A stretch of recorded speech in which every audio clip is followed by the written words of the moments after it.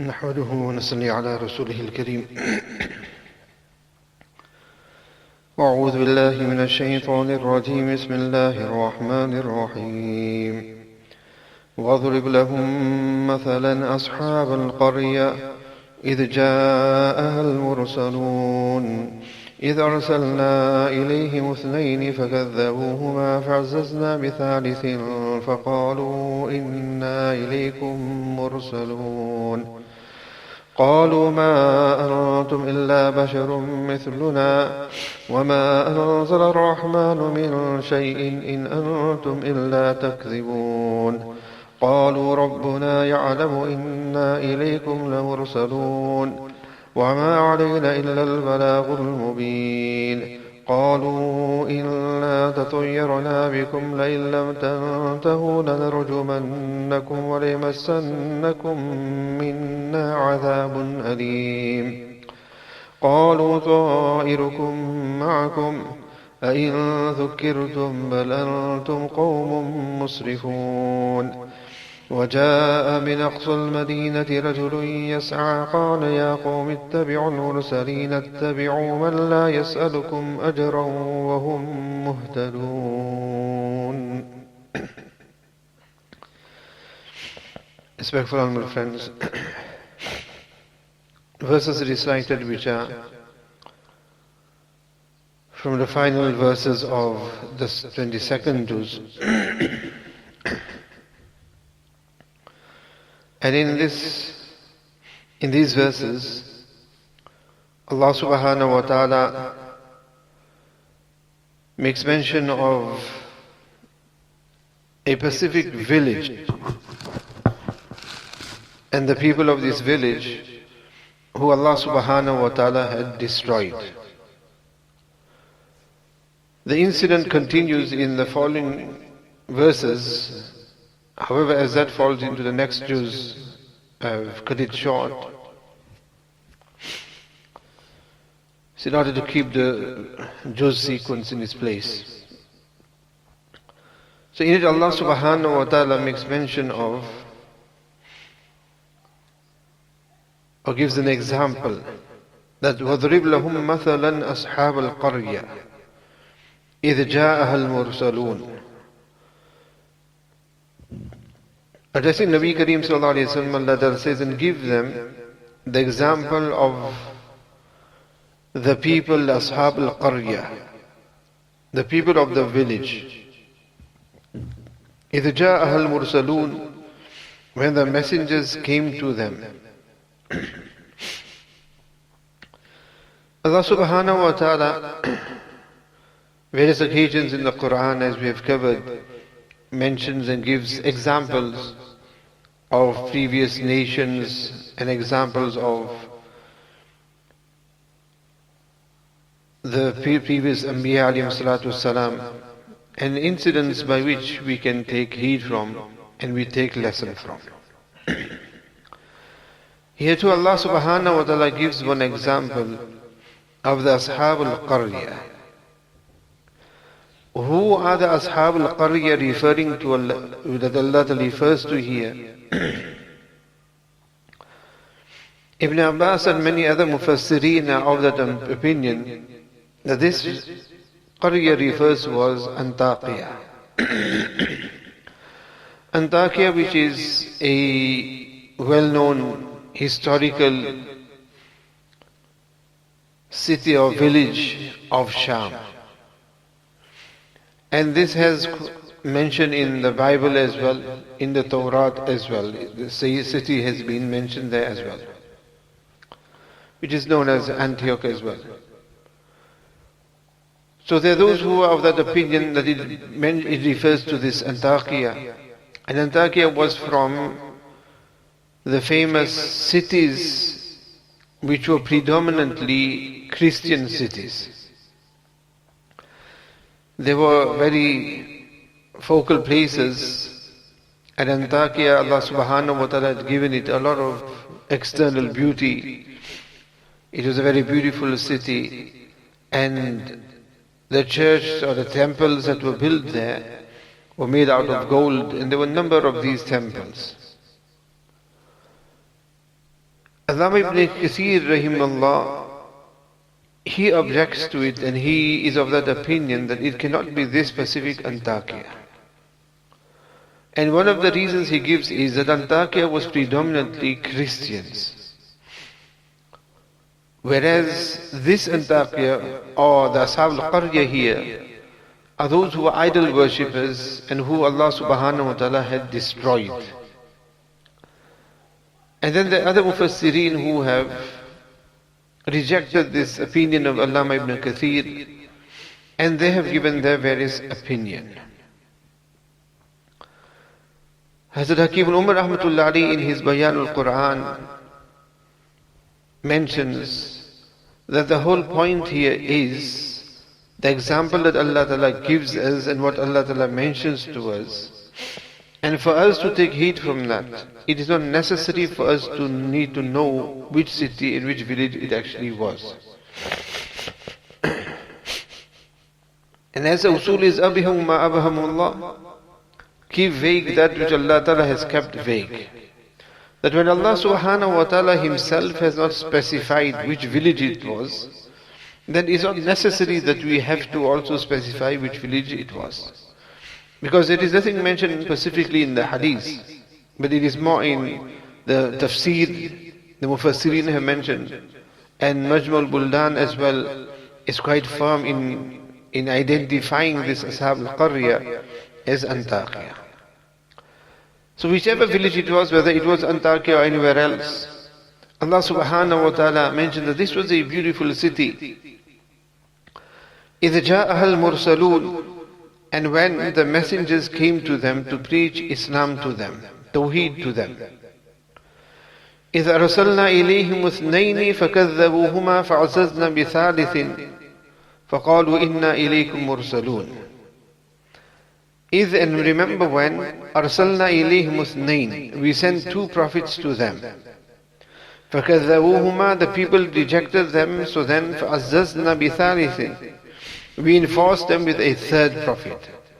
Even then, فَقَالُوا إِنَّا إِلَيْكُمْ مُرْسَلُونَ, and they, the prophet, the people said that we have certainly been sent as messengers. And they said to the people that indeed we have been sent to you as messengers.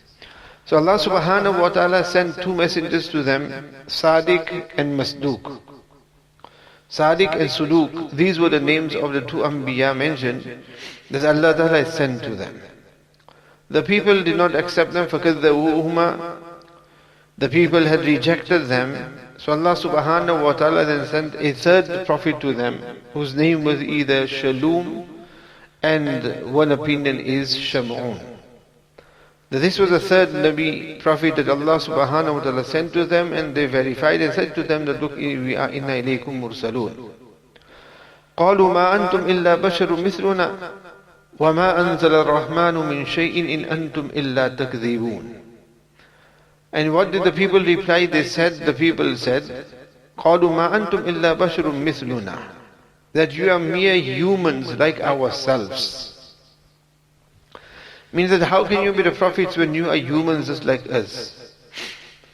And the objection was that the prophets should be an angel instead. If it's sent from the heavens and appointed by Allah subhanahu wa ta'ala, then Allah ta'ala should have sent the angels as a messenger and not human beings who are exactly the same as us. So it should have been something unique as somebody different. وَمَا أَنزَلَ الرَّحْمَنُ مِنْ شَيْءٍ, and Allah has not revealed anything. Meaning that what you are saying is just false. It is lies. Allah has not revealed anything. In antum illa takdhibun. So Allah has not revealed anything, you are only lying. Meaning that you are lying with regards to you being sent by Allah subhanahu wa ta'ala. قَالُوا رَبُّنَا يَعْلَمُ إِنَّا إِلَيْكُمْ لَمُرْسَلُونَ. To which they replied and they said that رَبُّنَا يَعْلَمُ, that our Rabb knows.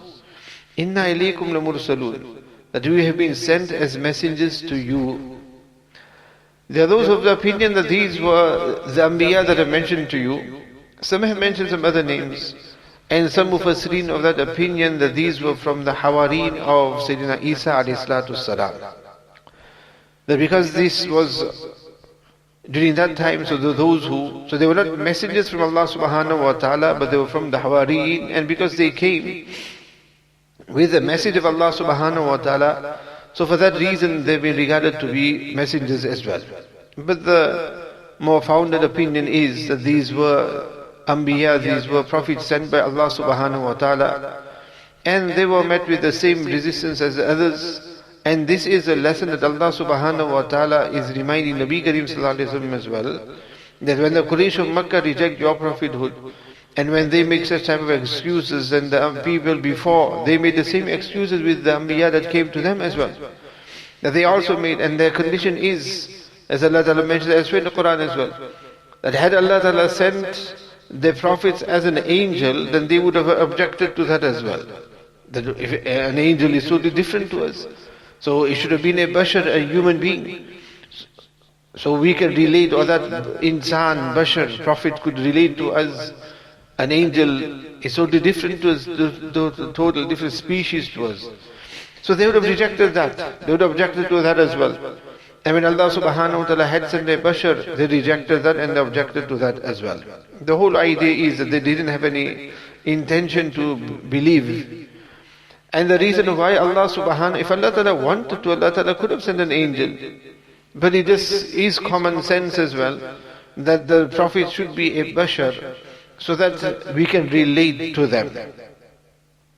An insan cannot make those excuses that it is fine for the angels to instruct us to fast. When the angels don't need it to eat, they don't feel hungry.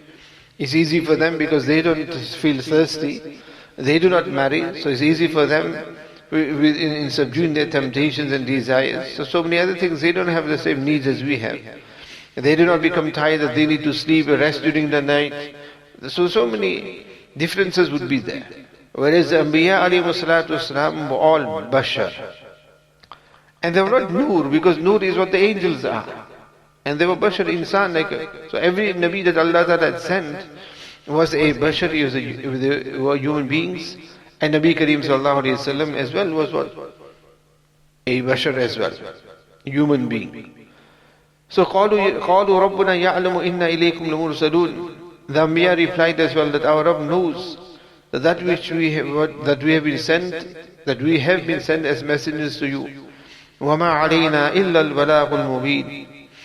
And our responsibility, meaning وَمَا عَلَيْنَا, and our responsibility isn't but balaghul mubin, but for clear propagation. That the only responsibility we have to you is balaghul mubin.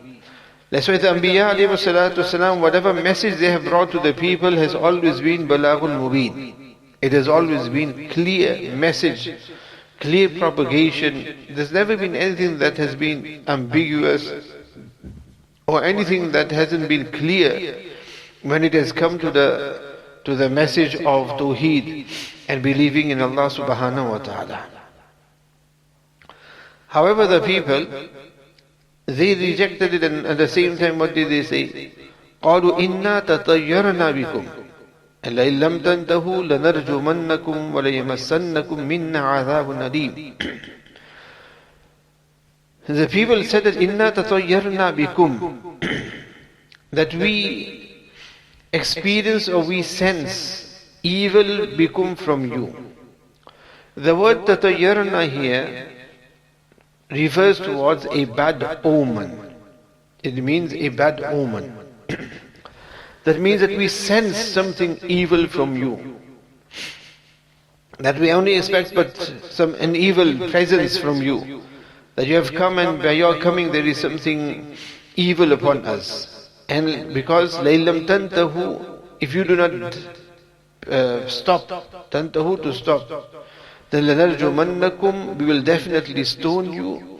وَلَيْمَسَّنَّكُمْ مِنَّا, and we will inflict upon you from us عَذَابٌ أَلِيمٌ, a punishment, a painful punishment. So this is how they treated the Anbiya alayhi salatu wasalam. And why they said inna tatayyarna bikum? Because inside they knew that when such messengers have come and claimed Nabuwat, and the people have rejected it, and they have been punished by Allah subhanahu wa ta'ala. So instead of understanding and realizing that these are Anbiya sent by Allah subhanahu wa ta'ala, instead they took them to be a bad omen instead. That you are nothing but a bad omen. So you are actually coming to us as bad luck because they knew that this will mean what? If we do not believe in them, then we're going to be inflicted with the adhab of Allah subhanahu wa ta'ala. So best is just get rid of them, so that we may save ourselves from the adhab of Allah subhanahu wa ta'ala. And this is how people have always regarded the righteous and the good people. That they are what? They regard them to be the evil, that they are the ones who are spoiling things for us. That the Anbiya are the ones who are spoiling things for us. The righteous and the pious are the ones who are spoiling things for us. Those who do amal bil ma'ruf nahi and munkar, they are the ones who are spoiling things for us. Because people want what? People want to continue doing what they are. With regards to ulama as well, people enjoy who? And they like those ulama who do not reprimand the people, do not do amal bil ma'ruf, and do not do nahi anil munkar. Those who just mention fazail and just keep the people happy. But when people are doing things which are wrong, and then they have the ulama who's going to admonish them, tell them, and do nahi anil munkar. Because amal bil ma'ruf is also difficult. Nahi anil munkar, this is what is difficult, and this is what people dislike, and the one who does nahi anil munkar is the one who becomes disliked as well. As long as you do amal bil ma'ruf, fine, people are happy with that. But then when you start doing nahi munkar, telling people, preventing them, and stopping them from the munkarat, the evil that they do, they don't like that. They don't want to be told these type of things. They don't want to be told the type of things that they are up to, what they are doing. The congregation do not want to listen to that.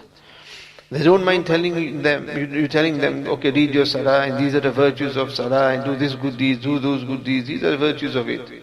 But when it comes to rectifying the ills that are going on in society, these are things that they do not want to listen to. And because of that, nobody is doing nahi al munkar. When nahi al munkar doesn't take place, and what happens is those munkarat remain in society, and they become enrooted, and they become very strong in our society. Then to uproot it and to stop people becomes very difficult. And elsewhere in the hadith of Nabi Kareem sallallahu alaihi wasallam mentions that when people will stop doing nahi al munkar, amal bil ma'ruf and nahi al munkar, then expect the azab of Allah subhanahu wa ta'ala. And the azab of Allah subhanahu wa ta'ala will come upon all of them, every person. But the righteous, they'll be resurrected in the condition that they died, meaning that they were on the righteous path.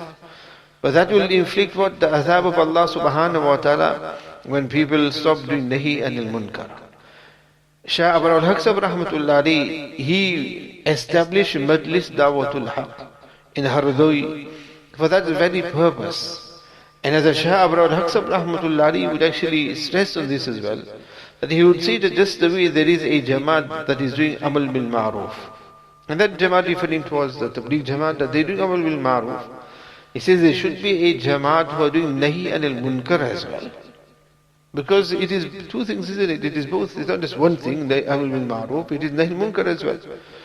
But nahi anil munkar is the difficult part. And that is what people don't want to do. Amal bil ma'ruf is easy. Just tell people to do good deeds. That isn't so difficult and people accept that. But when you tell them that don't do these things, why are you doing these things, and abstain from these type of things, those are those things which people dislike. And as I mentioned to you, people dislike those who do nahi anil munkar as well. And this is exactly what our Aslaf would do. They would not shy away from doing nahi anil munkar. And as a Shah Abar al-Haq sahab rahmatullah alayhi, those who have seen or met him or been in any of his majlis and that, those are Shah Abar al-Haq sahab rahmatullah alayhi, he would never shy away from nahi anil munkar at all. He would clearly mention it to whichever masjid he would go. And especially if he goes in a masjid and there's a huge chandelier as well, he wouldn't let them off on that either. Then this is what wastage, and one is that amount of expenditure just on something which is just there in the middle of the ceiling just for sake of show, nothing else is hardly used as well. So many times this is such type of things. He would admonish the people, he wouldn't let them off. So this is what nahi al munkar and various other evil practices that we do. So anyhow here, they regard it and they say, قَالُوا إِنَّا تَطَيَّرْنَا بِكُمْ, that we sense evil from you, we take it as being an evil omen. As the Nabi Kareem sallallahu alayhi wa sallam mentioned this as well, that لَا عَدْوَ وَلَا طِيَرَ وَلَا هَامَّ وَلَا صَفَرَ, that there is no such thing as ture, meaning a bad omen. A bad omen. And ture in the past was what people is from bird. Because what people would do in the past is, and in order to, this was their form of, you can say, decision making or istikhara. That they would take a bird and then they would say, look, if this bird, if, for example, they wanted to undertake a journey or a certain venture, then they would do what? They would take a bird, let the bird off, and see in which direction it goes. That if that bird goes in the right, then that means yes, or the left is no. So which means that should we do it or should we not do it? So if the bird flies in the right side, that means yes, you go ahead with it. If not the left, then it means that's a bad omen. So they wouldn't do it. Or what they would do is that they would take arrows and they would draw lots from the arrows, or what they would do is they take an arrow, spin the arrow and see which direction it is in. So like you have to spin the wheel. So is it right will be yes or left will be no, or whichever way. So, and if a person went against that, then they would take that to be a bad omen. That the fact that the bird has flown towards the left, that means no, this task or this journey is bad, it's a bad omen. Do not undertake it. And Deen in Islam came to remove all those type of superstitions. Because the Aqidah is and Tawheed is what? It has nothing to do with what direction the bird goes in. You walk in somewhere and a black cat runs in front of you. Nothing's going to happen to you because of that. There's a roofer or a builder, painter, somebody's got his ladders out and you walked under the ladders. That's not going to change anything at all. Has no effect on you at all. You hear an owl crying at night outside your house on your roof. Nobody's going to die in your family, don't worry. That doesn't mean any bad luck is going to come to you. And these were the various superstitions of Jahiliyyah. And our various different customs of ours have all sorts of very different sort of beliefs as well, with regards to the various form of superstitions that we have, that this is superstitious, it shouldn't be done in this way. Indeed in Islam there's nothing such thing at all. If something negative is going to happen, it's going to come because this is the decision of Allah subhanahu wa ta'ala, irrelevant of one black cat or 10 cats run in front of you. It doesn't make any difference. Because what happens is, if it so happens that coincidentally this is what happened and something goes wrong, and then you think to yourself, why, what's happening today? And then you look at the calendar, or you look at your watch and you say, oh, it's 13th. And it's Friday the 13th. Yeah, that's why. It's Friday the 13th, that's why I didn't get the job. Friday the 13th, that's why this broke down. Friday the 13th, that's why this happened. But this has got nothing to do with Friday the 13th. The case of Friday the 13th of whatever month was destined for that to happen to you. And the same could have happened on any other 12th, 11th, 10th, or any other date as well. So here, قَالُوا إِنَّا تَطَيَّرْنَا بِكُمْ, the people, they sense, look, these people have come as a bad omen upon us. So in Deen in Islam, there is no such thing as bad omen, something negative that's going to happen. لَيْلَمْ تَنْتَهُ لَنَرْجُمَنَّكُمْ, and then they warn these Anbiya, and just look at the foolishness, you will say. That they went to that extent, that never mind, don't accept. But they actually warned the Anbiya alayhi salatu wasalam that, look, لَنَرْجُمَنَّكُمْ, we will stone you to death. وَلَيْمَسَنَّكُمْ مِنَّا عَذَابٌ أَلِيمٌ. And there are many Anbiya alayhi salatu wasalam who the people have made shaheed and who they did inflict with such punishment. قَالُوا طَائِرُكُمْ مَعَكُمْ أَيْنَ ذُكِّرْتُمْ بَلْ أَنْتُمْ قَوْمٌ مُسْرِفُونَ.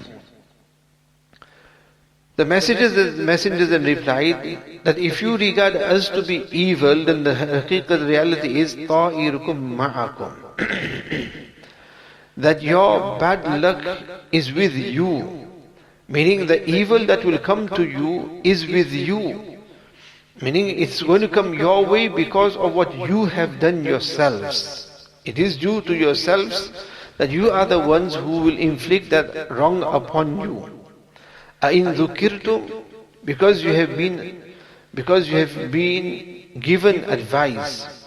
Meaning, أَإِن ذُكِّرْتُمْ, have you not reminded them that have you not been warned?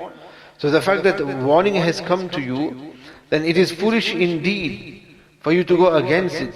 that the good advice has come to you, but instead you take it the opposite way. So because you've rejected the good advice, anything negative comes to you, it's not because of these Anbiya that they were the ones who brought bad luck to them, but it was because you went against the teachings. Bal antum qawm musrifun. That it is not us who you need to fear of, but it is you. You are but transgressing nation. You are the ones who are the wrongdoers. وَجَاءَ مِنْ أَقْصَى الْمَدِينَةِ رَجُلٌ يَسْعَى قال يا قوم اتبعوا المرسلين اتبعوا من لا يسألكم أجرا وهم مهتدون. When this was happening, Allah Ta'ala says, وَجَاءَ مِنْ أَقْصَى الْمَدِينَةِ. A man came running from the farthest end of the town. قال يا قوم اتبعوا المرسلين. To which he said, O my people, follow the messengers. اتبعوا من لا يسألكم أجرا وهم مهتدون. Follow those who do not ask for any payment from you, and who are the rightly guided ones. So what had happened is that when this conversation, when these messengers came and the people had rejected them, then this individual came from the furthest part of the village, coming to them and mentioning and giving them the lesson of Tawheed. And from وَمَا لِيَ لَعَبْدُ الَّذِي فَطَرَنِي, it continues with the conversation that he had with his people. But as I mentioned, in order to end it on the end of this juz, we're leaving it till here. Who was وَجَاءَ مِنْ أَقْصَى الْمَدِينَةِ رَجُلٌ? Who was this Rajul? This person was his name was Habib al-Najjar. He was a joiner, and his name was Habib. His story is, his condition is, that he lived on the outskirts of the village. And you'd have various entrances to various villages. So he was right at the outskirts, and that was the entrance from which these Anbiya alayhimus salatu wasalam had entered there. So when they came and entered the village, his was the first house that they had passed by. So he inquired who they are and what's what. His condition was that he suffered from leprosy. And for 70 years he had been asking and making dua to his idol. The idols he would be worshipping and make dua to them for shifa of 70 years. He asked these people, who are you? And they said, look, we are messengers of Allah Ta'ala and we've come with the message of Tawheed. To which this person said, okay, if you are from Allah Ta'ala, then show me what's the signs, what is the proof that you are the messengers of Allah Subhanahu Wa Ta'ala. So he said that, look, if you are able to cure me, then I will believe. But that is something that's going to be impossible. They said no. We will ask from Allah Subhanahu Wa Ta'ala, and Allah Ta'ala wants to, He'll cure you. So he said, how is that possible when for 70 years I've been asking my idols and I haven't been cured? So he said, look, bring Iman. We will ask Allah Subhanahu Wa Ta'ala and Allah Ta'ala will cure you. So he accepted Islam, he came in fold of Islam. They made dua to Allah Subhanahu Wa Ta'ala and Allah Ta'ala cured him from leprosy. And his physical side became nice and beautiful in that. Because of which Islam then really, Tawheed became embedded in him. And it became embedded in him in such a manner that he didn't just keep it to himself and practice his deed on his own. But when he came to know that his people have rejected these Anbiya, he did what? وَجَاءَ مِنْ أَقْصَى الْمَدِينَةِ رَجُلٌ يَسْعَى. He came running to them. From where he was when he heard of this, that they are warning and they are settling these Anbiya, he came to them and he said to them, Ya qawmi, O my people, ittabi'ul mursaleen. That no, follow the messengers. I have brought Iman on them and they are the true messengers of Allah Ta'ala, so you should do that as well. And ittabi'u man la yas'alukum ajran. Do you not see? These people follow those who do not ask for any payment from you. وَهُمْ مُهْتَدُونَ. And they are rightly guided by Allah Subhanahu Wa Ta'ala. They haven't come to our village asking that, look, each time we're going to preach to you, we want to be given something in reward or in return or expect anything from the people. So when they have come and you used to have fortune tellers that used to pass through villages, storytellers, entertainers, they used to pass through villages. But they used to put their camp out and they used to do what? Entertain the people, and people would do what? People would pay them. To that extent, there would be those people who would just go around reading newspapers to people, giving them news as well. And when newspapers came as well, not everybody had that, villages didn't. So one person from one city would purchase a few newspapers and would go around, put their stall out, and people would come and put money there. And they would just read from that to give them the news. And that news would be stale news. So there would be those who just pass by telling the people what the news is. WhatsApp and social media at that time. So people would come and put coins there. And this is how, village to village, this is what they would do. And then you have also the other entertainers as well. There were no TVs and these things to entertain the people. So people would go around to entertain them. So on that basis saying as well, that look, these are those people who have come through, but la yasalukum ajra. They're not here to entertain you. They're not asking you for anything in return of the preaching that they're doing. And the other entertainers, they're just going to entertain you for that short period of while. And then you're not going to benefit anything further from it besides that enjoyment you got then. But the consequences are going to be so worse for you. Whereas here, this is that message that will change your entire akhirat. And this is deen. Spend half an hour, 45 minutes, 1 hour listening to a deeni discourse. You'll get the reward. And not only that, you abstaining from sin. And something may go into the head, in the heart. And that can change your life forever. That 45 minutes, 1 hour, or even half an hour can become a means of changing your life. You're entering in Jannat. Whereas the same 45 minutes, 1 hour of futile, other haram entertainments, concerts, music, and all sorts of other things, that is going to do what? That's going to rather destroy a person's akhirat. So he gave this message to them.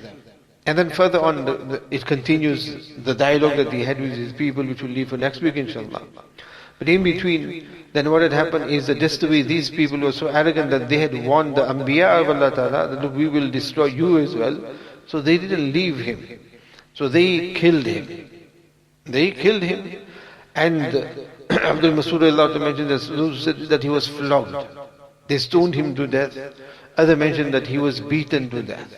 But he was violently killed by his people for what? For proclaiming his iman. For proclaiming his iman.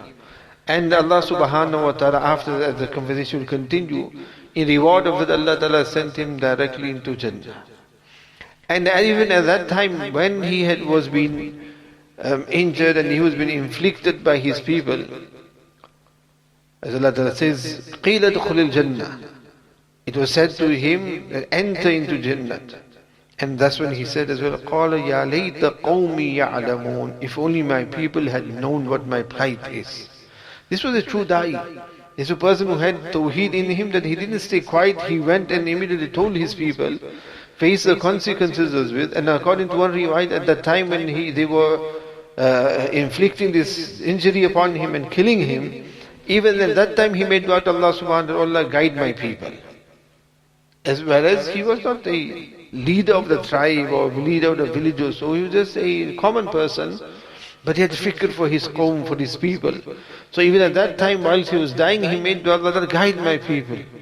So this is the fikr that a person has for others. And when a person has fikr for others, a person will make dua for them. A person will do amr bil ma'ruf, will do nahi al munkar. A person will do whatever they can for the betterment of other people when they have a concern for people, muhabbat for people. If you don't have a concern for people, you won't be bothered about people. They can do whatever, they can go to Jahannam as far as we know.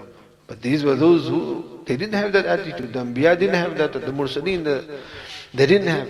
So this person as well, even at that time, his condition was that he made dua for them.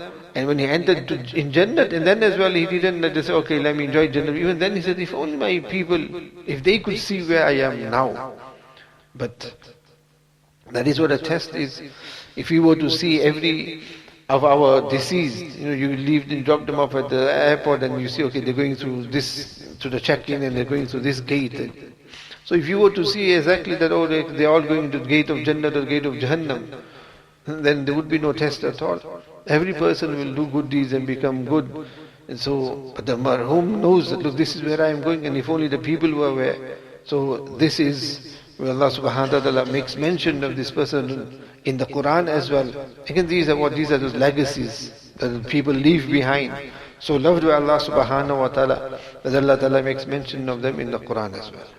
So as I mentioned to you, we're stopping at this point, although the incident continues, his dialogue with the people continues, which will then fall part of Juz 23.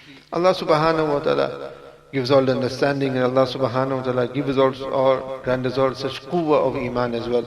ربنا تقبل منا إنك أنت السميع العليم وتب علينا إنك أنت التواب الرحيم سبحان ربك رب العزة عما يصفون وسلام على المرسلين والحمد لله رب العالمين.